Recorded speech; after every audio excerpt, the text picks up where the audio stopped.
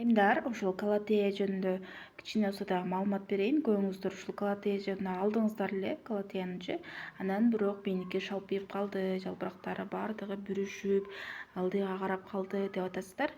Эгерде сиздер баягы күнгө койсоңуздар, барып эле айнекке коесуздар же болбосо эшикке коюп койсоңуздар, анан же суу сеппей койсоңуздар, анда Галатея ошондой шалпиып калат.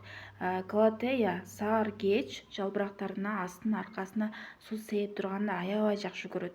Көп былчылдатып суу бербеңиздер, норма суу бериңиздер. Астында суу жок калдыбы, суу бериңиздер. Суусу былчылдап турабы, кайра эле сууну жакшы көрөт экен деп былчылдатып суу бере бербеңиздер.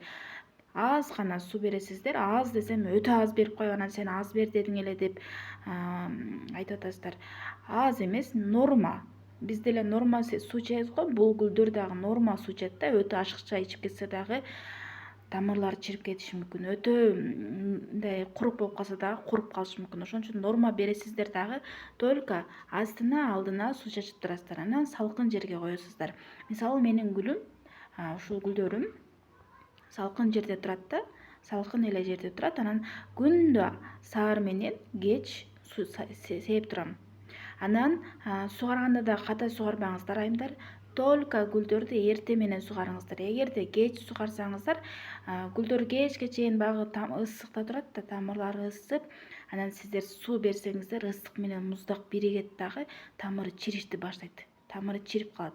Ошондуктан эртең менен жумушка кетип атканда же болбосо эртең менен турганда бир сыйра астына аркасына суу чачып, суусу жок болуп калса суу бериңиздер айымдар. Ошо бунун секрети ошол эле айымдар.